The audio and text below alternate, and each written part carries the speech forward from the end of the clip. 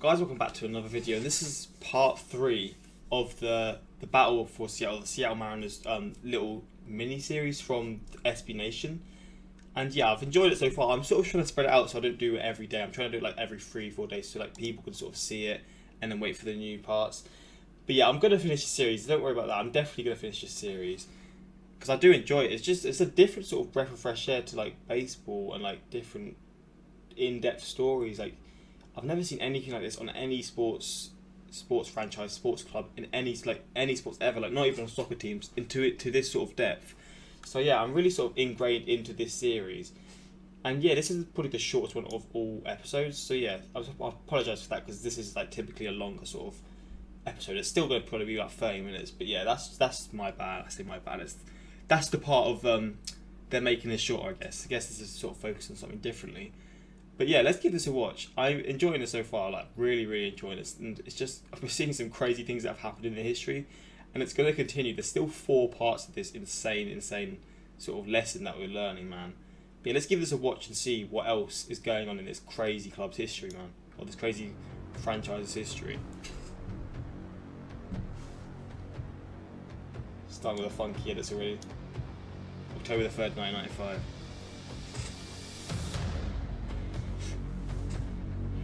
Okay, so this is where he's left off, yeah?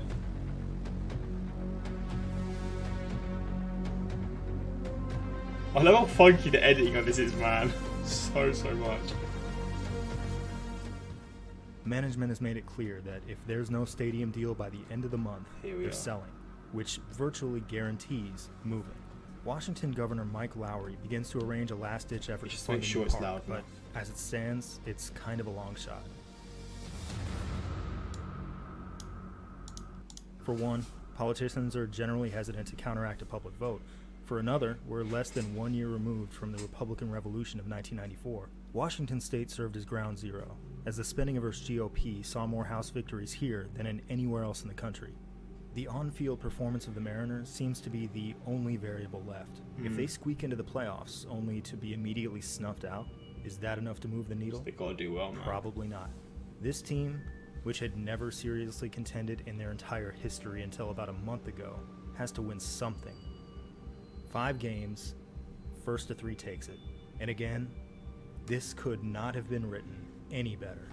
To this point in history, the New York Yankees had been to the World Series 33 times and won 22 of them. They were everything the Mariners were not. The Yankees played in a storied stadium that lasted nearly a century. The Mariners played in a concrete dome built on the cheap that started falling apart in 20 years' time. The Yankees were a mainstay of American culture. The Mariners had to fight for the privilege of existing. The Yankees got married to Marilyn Monroe and hung out with the Rat Pack. Mariners made toilet jello and threw up because it was funny. In recent times, the Yankees had emerged like locusts, surfacing to contend every 10 or 15 years. In '94, the strike may have been the only thing keeping them from another World Series, as they had the best record in the American League. They decided that, once again, it was their time. The Yankees were an archenemy to many, but few, if any, shared the animosity held by Ken Griffey Jr. The 1983 incident wasn't a simple clubhouse misunderstanding. The Griffey family had been disrespected, and for Jr., a family man who famously preferred spending time with his wife and kids to living a celebrity lifestyle, it was not a forgettable offense. In Ken Sr.'s autobiography, Big Red, he wrote that Jr. carried this grudge against the Yankees throughout his entire career, adding that he played his best games against them. He was right. In fact, despite all the premier pitching the Yankees threw at Jr. over the years, he hit better against them than any other team. 7 years into his career, baseball's biggest superstar is finally in the playoffs. Here is his opportunity against to the Yankees, man. That's crazy. I love it. I love the fact that he's had this whole thing leading up to this, like initially from the coach doing the things. I forgot what it exactly was, but basically he held the grudge from there with the Yankees. And now it's leading up to this moment, and it could change the history, and it could keep, or it ends up keeping Seattle in. Or ends up keeping the Mariners in Seattle. It's crazy how these things fall apart or come together, should I say. It's crazy. And exact revenge on another. Junior and the Mariners entered the first ever ALDS game fighting an uphill battle. For starters, after punching their playoff ticket with that win over the Angels, they didn't get into New York, their 3rd time zone in 3 days, until after 4 in the morning. Oh, On top of that, they were without the services of their superstar ace at the beginning of the series, thanks to Johnson's heroics the day before to even get him here. But Buck Showalter's Yankees had the luxury of being able to send their top pitcher to the mound on full rest, mid-season trade acquisition and reigning AL Cy Young winner David Cone. Cone's been red hot, having allowed just 4 runs across his final 25 innings of the regular season, and he got an early lead with a 2-run Wade Boggs homer. But, as John mentioned, having a star pitcher on the mound didn't matter when it came to Griffey. No matter how good any pitcher was, if he was wearing the pinstripes, Junior was going to dole out the punishment. And sure enough, to lead off the next inning, he cut the deficit in half with a single gorgeous swing of the bat, sending a Cone split finger to the upper deck.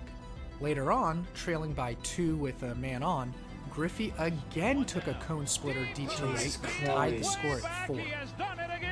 Goodbye, home run! But alas, the Yanks pulled away with a late inning onslaught against M's reliever Bobby Ayala and took Game 1 by a score of 9-6. Jesus. He's already shown that he's going to show up, man, against the Yankees.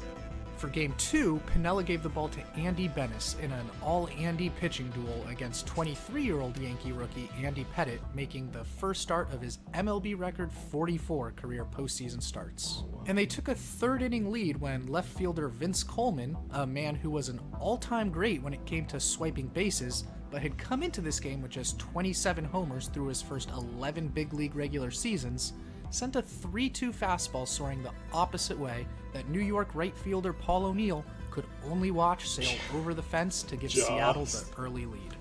They trailed for the first time when Ruben Sierra and Don Mattingly led off the bottom of the 6th inning with back-to-back dingers. And even though they retook the lead on a 7th inning Griffey sac fly, O'Neill hit a blast of his own to tie it back up, necessitating extra innings to decide this one. Bro, these are close games. And a couple minutes after Wednesday became Thursday, that sure appeared to be the Mariners when Griffey, facing New York closer John Wetland, against whom Junior's 6 weeks removed from hitting a walk-off homer, launched this 12-inning fastball. He's ridiculous. What, against the Yankees, he just turns into a freak. Deep to right field, towards the gap, 385, my goodbye! Home run, he has done it again! Griffey had put Seattle on the 1-1. brink of tying the series at a game apiece. Oh shit. Further validating the enormous praise lobbed his way by Mr. October himself, Reggie Jackson. But in the Yankees' last chance at the dish, Wade Boggs drew a walk to reach base before Jorge Posada pinch ran for him. It was Posada's maiden voyage on an MLB base path, and he was representing the tying run in extra innings of a playoff game. Piniella summoned starting pitcher Tim Belcher out of the pen, who promptly allowed a 2-out Ruben Sierra double that brought Posada home to stay alive. As much as Junior does, man, the Yankees are still After there. failing to score in the next 3 innings against Mariano Rivera, Belcher capped what had now broken the 24-hour-old record for longest playoff game in MLB history by allowing a 15th inning walk-off homer to Yankee catcher Jim Leyritz. It could be! Back in the wall! Ah, there we go. The Yankees win! Mate, Giving the Yankees two a down. commanding 2-0 series lead They and have to win compelling these the next M's 3. to win 3 in a row as the series shifted to the Kingdom. Is this where it turns up here? I mean, it has to. The morning of Game 3, an update from Governor Lowry hits the papers, and it's not good. Negotiations still aren't going anywhere. Republicans are maintaining a hard line, no taxes for a new park. And if the Mariners get unceremoniously swept out of the playoffs, well, that line is probably all the easier to hold. Baseball isn't like other sports. One player can't carry his team to greatness. The greatest hitter can bat every 9 times, and that's it. It's why, in Junior's first few great seasons, the Mariners were mediocre at best. You have to have a full It's squad why, players, don't in you? his historically great 93 and 94 seasons, you could look at their win-loss record and never even know he was there. And it's why Game 3, on October 6th, 1995, could very well be the last game the Seattle Mariners ever play. The pressure for that must have been insane. Pressure must have been insane, man.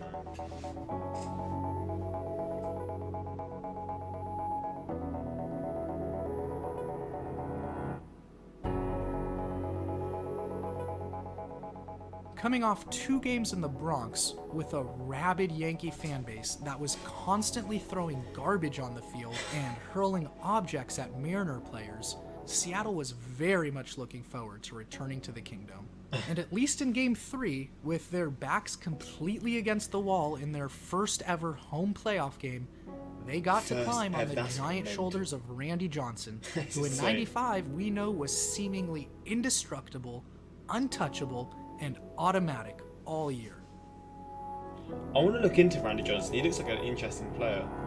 So tall as well.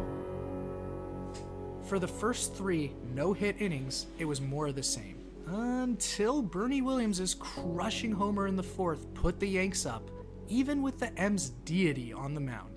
It looked even more grim with Johnson's New York counterpart, another recent AL Cy Young winner in Jack McDowell, in an absolute groove, having faced the minimum 12 batters through 4 innings. However, that mistake to Williams was Johnson's only real blip, with Seattle taking the lead back on a 2-run bomb in the 5th off the bat of Edgar Martinez, Back in front, man. and a monster 6th inning returned the baseball world to the normalcy of being able to ride a brilliant gem from the big unit when they needed it the very most to a huge win. For the second time That's a that big week, statement, man. the entire season, and maybe the entire existence of the franchise, came down to Randy Johnson's left arm on 3 days rest. For the second time that week, Fucking hell. even without his best stuff, Randy Johnson delivered. Season still alive. Even when not fully fit, he's an important player to an important But to factor as keep why the they plug win. from being pulled, Seattle would have to win another 2 games, starting mere mortals at pitcher. And Game 4 starter Chris Bosio wasted 0 time showing just how mortal he was. 3 batters into the game, 3 Yankees were aboard. Oh my god. They all eventually scored, putting the Mariners way behind the 8 ball, just minutes That's in.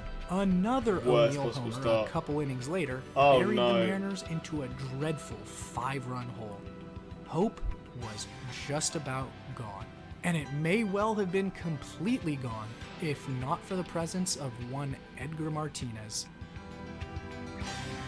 Here we are.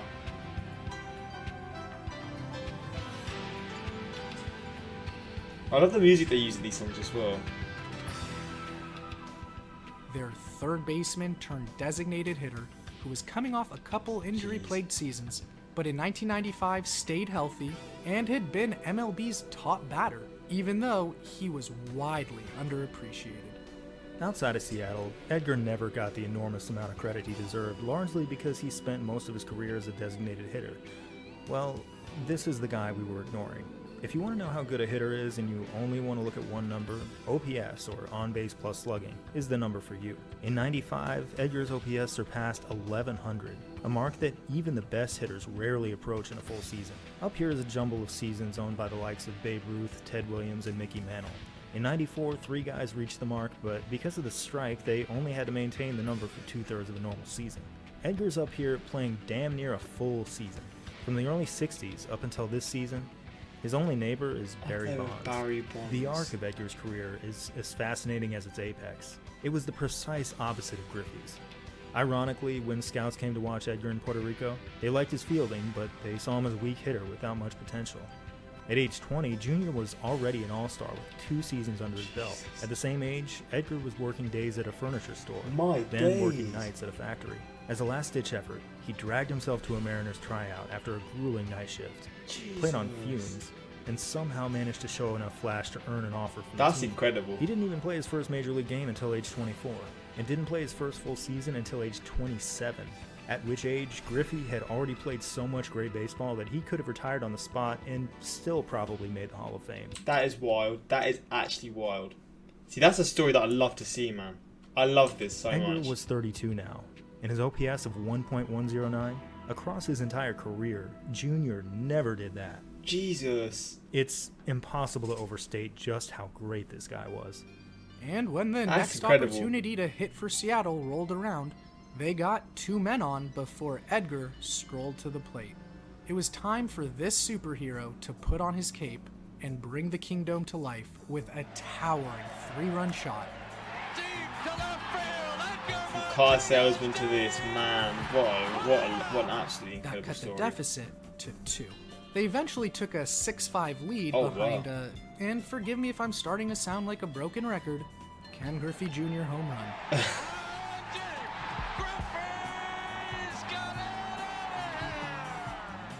In the roller Yankees are coaster back. that is Mariner baseball, they allowed the Yanks to pull even heading into the bottom of the 8th, with Edgar due up 4th. The first 3 all reached base, which is a pretty good way to tee up the AL batting champ. A meatball was served right down the middle of the plate by poor John Wetland, and if you make a mistake like that to Martinez, he'll rip your heart out with the grandest of slams. Bro, what a guy. That gets me so happy. That story to this, man. That's incredible. Wait, this is the... I've got to listen to this because this is the quote, right?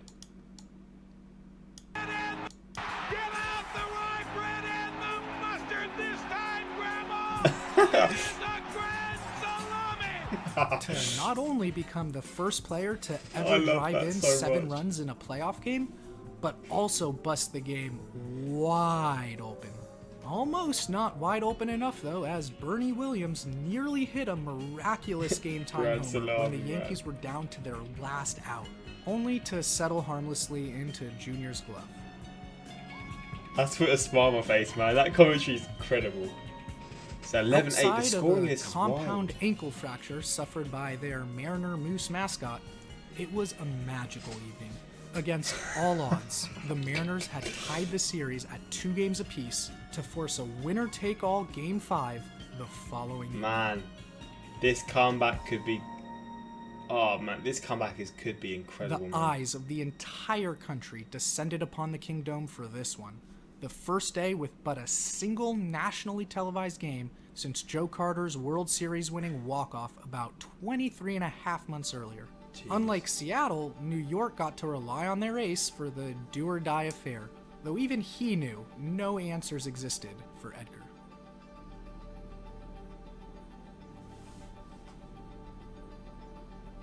Win The probability. first couple innings were scoreless, thanks in large part due to the bottom half of the second frame when Seattle had a runner in scoring position with none out, then 2 in scoring position with just 1 out, only for David Cone to escape the jam by striking out the side. But then in the third, just like Vince Coleman's remarkably unlikely homer in Game 2, 30-year-old Mariner second baseman Joey Cora opened the scoring by going deep for just the 8th time in more than 2,000 career at-bats. Oh my god. O'Neill answered the next inning to put the Yankees on top. With Oh, the M's man. trailing by 2 in the bottom of the 6th, a leadoff double by Edgar again gave Seattle a runner in scoring position with none out, and again Cone struck out Look the at the side to percentage. neutralize the threat. More deja vu for Junior's next time at the plate in the 8th, when his 3rd homer of the series off Cone was also his 5th overall, matching Reggie Jackson's record for the most in any postseason series and pulling the Mariners within 1. As the inning drew on, a completely gassed Cone lost any semblance of control as his pitch count approached 150. He issued a couple walks to hell. help load the bases before yet another freebie to pinch hitter Doug 150. Strange He's capped exhausted. Seattle's 2-out rally and tied the game heading into the 9th, where the party was just getting started. The This is Yankees so were on the sick. verge of dealing a death blow when they got 2 on with none out and the top of the order due up against Mariner reliever Norm Charlton. In other words, desperation time. Desperation on what happens here then.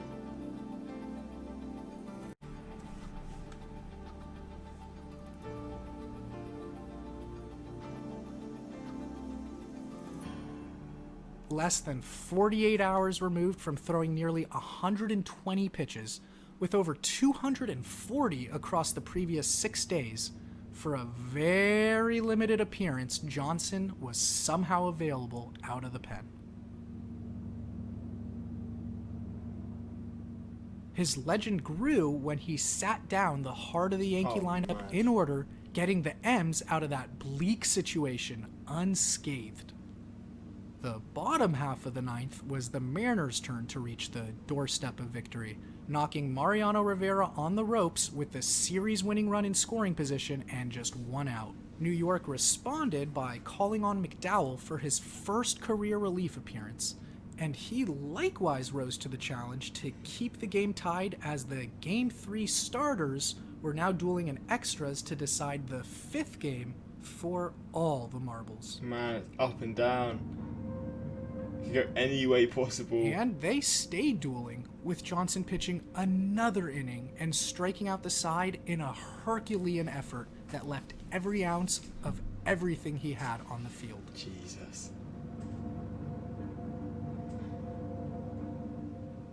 The 10th inning turned into the 11th inning, and what was initially supposed to be a break glass in case of emergency situation to get an out, maybe 2, had now turned into a 3rd inning on the mound. And finally, at this point, the effects of his monstrous workload started to cause some cracks, with this Randy Velarde go-ahead RBI single a brutal punch to the gut, sending the Mariners into the bottom of the 11th, 3 outs away They're on the from ropes. utter heartbreak and devastation. On the ropes, man. Joey Cora was set to lead off, and at that point, he'd attempted 36 career bunts with the bases empty. 15 of them resulted in a hit, including one the day before. Oh, now man. make it 16 out of 37. Tying run aboard. Things are happening, man. Griffey continued his torrid stretch by singling him over to 3rd. Tying run 90 feet away, ALDS winning run aboard. Back Into off. the batter's box stepped Edgar Martinez. Oh, no way. No way, man. A dozen years ago, when he was working the night shift at a General Electric factory in San Juan, Edgar never could have imagined himself in this moment. Crazy He doesn't stuff. even need a hit to tie the game. With the speedy Cora at 3rd, any outfield fly should do just fine. And even with 1 out, they still have Junior on base. For Ken Griffey Jr. to score the run that ends the New York Yankees season, well, that's the type of moment he's been waiting on for 12 years. And the opportunity to call a moment of this magnitude is something Yep. Dave Niehaus has waited for This is since going to be the so very beginning, sick, man. nearly 20 years ago. This moment belongs to these 3 men. Come on, lads. Love a base hit into the gap, and they could win it with Junior speed in the stretch. And the 0-1 pitch on the way to Edgar Martinez. Swung on and lined down the left field line for a base hit. Here comes Joy. Here is Junior to 3rd base. They're going to wave him in. The throw to the plate Listen will to be this. late. The Mariners are going to play Mate. for the American League Championship. I don't believe it. It just continues. My, oh my. Listen to the commentary, Edgar man. Martinez with a double. Ripped down the left field line, and they are going crazy at the Kingdom. Can't do anything but smile, man. This just makes me smile seeing this. The games, this series was ridiculous. And the comeback as well. Everything about this. It's so beautifully, obnoxiously fake. The superstar slides into home to beat the bad guy. Fireworks are lit off indoors above a nylon field. The team just played for its life and won. There are 2 mobs here. One swarms around Edgar, who will spend his entire career in Seattle. This is the hit that will one day push him over the top and get him into the Baseball Hall of Fame, Oh, and it's fair popular play. to consider it as the hit that saved baseball in Seattle. As overdramatic as that might sound, it's probably accurate. In the aftermath, opposing politicians lamented that the public's excitement for the team was putting them over a barrel.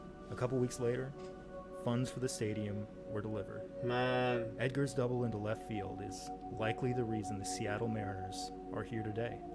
Crazy stuff. That one Somewhere in moment. the other pile of bodies is Junior, who did it with his legs this time, flying in all the way from first base.